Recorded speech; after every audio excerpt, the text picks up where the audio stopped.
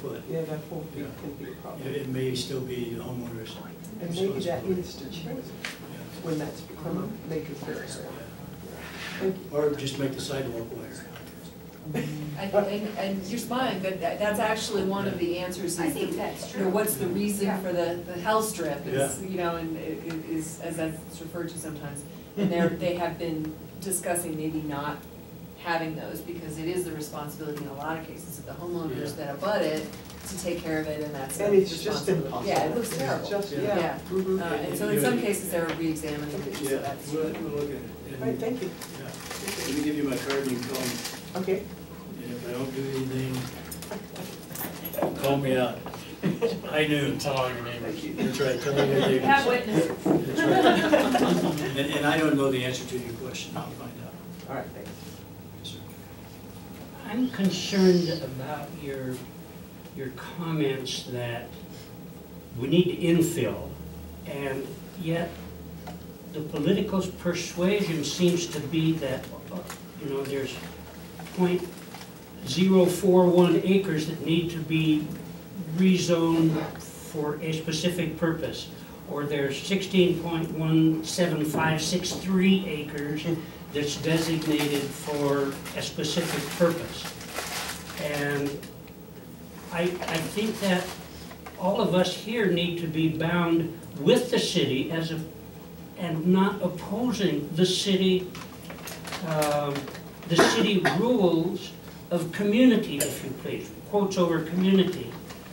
And I think that perhaps we need to broaden our scope in a general sense so that everyone is inclusive in our city. How is it possible that the current political timber says, I want this to be to my service area, and that's what I want, but we don't care about anything that's west of Chestnut Street, for heaven's sakes. I mean, that's old city, but yet everyone wants to jump up and down to promote their individual efforts, and we kind of forget about we're all in the same pot together. How do you get that sense of community? How do you build a structure that is inclusive for all intellect, for short people as well as tall people, and big people and skinny people? How do we overcome that hurdle, if you please? I don't have a good answer. Okay, well, I'm looking for an answer, so if anybody has an Yeah. answer, you know, please. That's the challenge of all government. That's the challenge of all government. Everybody taking pride in our city and being excited about it and wanting to make it Right, pretty. and one thing, we tend, not only, you hit on one thing, we tend to break up into fragmented communities. You know, we become very insular. You know, it's the old people against the young people. No.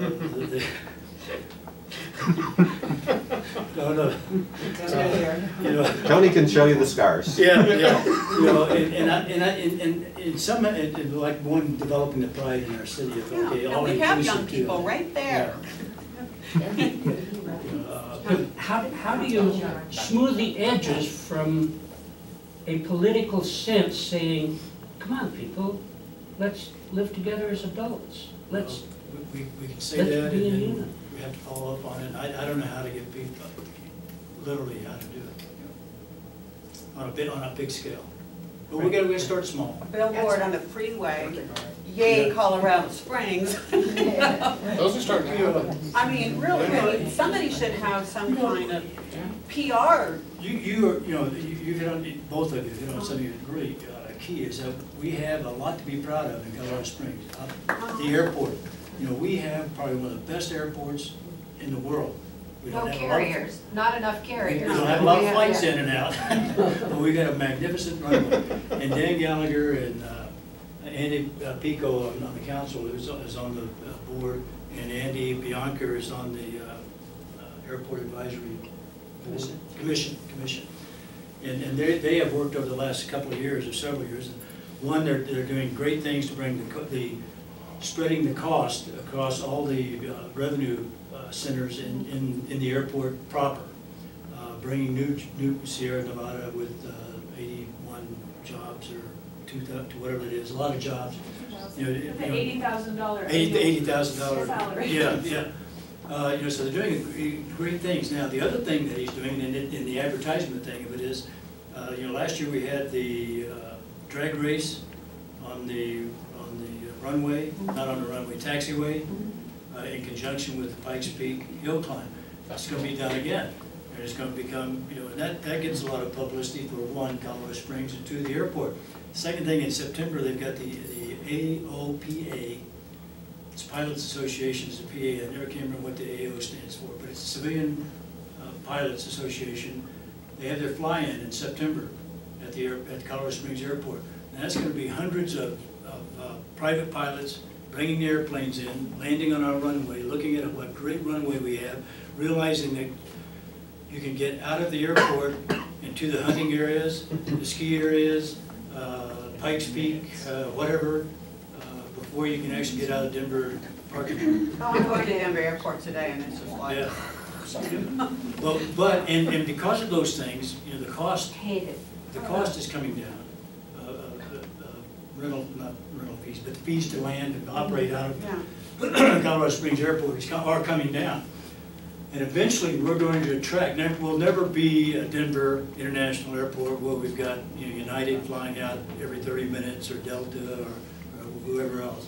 Don't want to be that either. Well, and that's true. But we'll never become that. We'll stay a regional airport. But I think we're going to see in the next year or 2 years. I think we're going to see like Alaska Air. Will be in here.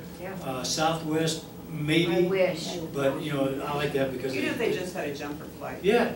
Just a reasonably priced jumper flight. Yes. We're getting poised to do that. And there's other things going on in the city that, we're right on the edge. If we just start advertising a little bit, get people coming in, I think we've got a lot of good things that are going to happen. Now, if we on city council don't screw it up, and do something wrong, I think we're going to do I think there's some good things going on. Yes, ma'am. So related to that question, I'm from Innovations in Aging Collaborative, and we've been studying how other communities are addressing the aging community. And one of the interesting things when we were in Portland is that their city develops the Portland Plan, and it comes out every 5 years. And stakeholders from all different walks of life, businesses, nonprofits, the educational institutions, and Joe Q Citizen participate in these listening events, much like what United Way's been doing with their listening with, was it a feeder into Cradle to Career? So when people's voices and experiences are valued and put into like a prioritization plan for a community that's published, that you hold the elected officials accountable to, then you have a vibrant community. And Portland's been doing this for like 20 years. And Portland is one of those cities that people hold up as a great example of a great place to live. And I have hope that Colorado Springs is going to meet my aspirations for it and do something like that someday. 10, 15 years ago, we had that sense, I think. A vision. The city needs a vision of where it's going to go. And we've kind of lost it over the last several years, Right. but I think it'll come back. And something that people can grab onto and be excited about. And They need to have their interests put on a list, like these are the priorities, and we're Right. going to get to A it. plan. So, like, wait your turn, we'll get to it. Right. This is what we're going to work on. We're going to celebrate these victories and then hit the next one. There's a skip process. Yes, yeah. That was, that was incredible, because that brought in neighborhoods, it brought in people, it brought in organizations to help prioritize and figure out. Yeah. There was a plan, a comprehensive plan that came in that, yeah. Yes, ma'am. Yes, I'm a Skyway resident, and I'm in the group that's opposing the stables that are, the Broadmoor Hotel's Yes. coming in. Is there anybody else here from Skyway that is opposing the stables? Well, that just shows you that no one really cares, because, like she Where's said, your home, Bruce? No, I disagree. why don't you do that? Texas, What part of Texas? Dallas, Okay, you know where Brownwood is? yeah. Comanche, Yeah. Leon, Rising Star? I was born and raised. I grew up in Brownwood. I'm sorry you did. Not much to tell. But I left. Yes, you were smart. Aren't you glad you're in Colorado Springs now, right? No, this is not my choice to live here. My husband loves it here. But now that I live in Skyway, I've lived there for 15 years, and we all know the Broadmoor Hotel already has stables. But most of you, I don't know if you are aware, they have bought an option, or they're buying 8 acres, and they're going to put a 20-horse stable in to ride horses in Bear Creek Park. Are you aware of this, Larry? It was in the paper this morning. It was in the paper, in the but paper. before that, were you aware of it? Yes. And the It's been reason you around. weren't is because the Broadmoor is not wanting to promote this or let the people know. The residents of Skyway, we're having a very difficult time letting people know. There are a lot of concerns about these stables coming in. Horse manure and urine does not mix with people with babies and strollers and joggers and bikers and runners, not to mention all the stuff that we have going on at Bear Creek Park with the pavilions. So we have a lot of activities with a lot of people. You know, we have races with the high schools, we have concerts over there. It is a great place to live. And our problem is this, Larry. It's like what the Broadmoor wants, the Broadmoor gets, because they are a 5-star resort, and they have the money and the clout. They own the Gazette, and we're having difficulty. Now, she educated me on how SoCo can help us, which is very helpful, but when it comes down to it, they want to change the zoning so they can have the horses there for commercial rides.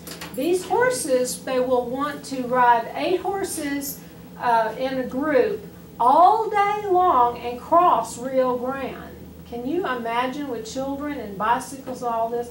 It is a disaster waiting to happen. I love horses, and I'm a horseback rider, but they just don't mix well. But our issue is we can't get the people on the city council. It's like y'all don't want to touch it with a 10-foot pole yet because the decision hasn't been made. And then we have the issue with the zoning people. They seem to be for it. So just as a resident of Skyway, would you please consider our needs and our want to not ruin the environment over there? Yes. Thank you. And How would you many please horses commute- are there now compared to? Well, I don't, the Broadmoor, if you go on their website, you can go ride horses now up behind the Broadmoor somewhere. I've never ridden them. Has anybody in here ridden them yet? No. Well, you know, they cater to their guests, of course. Sure. And I go to the Broadmoor a lot. I love the Broadmoor, and I'm not against the Broadmoor. It's the fact, and they're building these stables 55 feet from a woman's home. This is ridiculous. It's like, and they're going to pay the county $18,000 a year to clean up the horse poop. Well, when they get some horse poop and it doesn't get cleaned up, and you know, some biker or whatever, it's just a disaster right now. We're very opposed to it. One thing is, when it does come to council, make sure you have. We're trying our A lot of the best. But residents see, to come. you know, So that all makes an these impact. people, they all work, they don't have time to fool with it. And Have we signed a petition? we have 200 names on our petition. We have done everything we present can. that as- Honey, the problem is we have residents that are uninformed. The Gazette did an article that leans toward it. Bill Roburn's article this morning was helpful, but we just need a voice that will say to the Broadmoor, no, you know, if you say no to the Broadmoor, it's not like they're going to uproot their hotel and move it to Phoenix. It's okay to tell the Broadmoor no, not in my backyard. Thank you. Couple things, if I could add on to that. One is that actually the Broadmoor has backed away from a proposed closing of a road through their golf course. So there are instances, at least one recently, where the Broadmoor was denied or changed its mind about what it wanted to do. And that was in response to community protest of people living around the Broadmoor. The other is that this is a general problem, Mr. Councilman. You're familiar with it, but I'll just bring it up again, and that is that we are seeing a shutting down of the public process, Yes. especially from land use, so that there's an abbreviation of that process. I don't think council knows as much about it as we would like them to. That's right. I certainly don't think council agrees with it, but there's this problem of not letting people know is, I think, a deliberate move to short circuit the public process and make it easier for developments to happen. ultimately, I think, and I believe you agree with me, ultimately, I think that's bad for the city. We need to have more public process so we have better buy-in to whatever the final solution is. I said, One of the problems is that they become semi-judicial items. And then we by code are restricted from discussing it. And if we do, we have to recluse ourselves from participation at the city council. right. So it gets to be kind of a damned if you do, damned if you don't situation where you can't talk, but you need to talk, and we got to work through that, I think. There's some real issues, I think, with that. One of the things that Dave just mentioned there that I think really is very important is really making sure that it is transparent and getting that word out to the communities. I sit on the county planning commission. I've seen a couple of things come before us that surprising. No one's in the room to comment on it, and I'm like, this is one of those things that would have been really contentious if people knew. Where was it published? And they'll tell me, oh, it was in the Security Sentinel or something, you know, with readership 5, because that is allowed under the law. That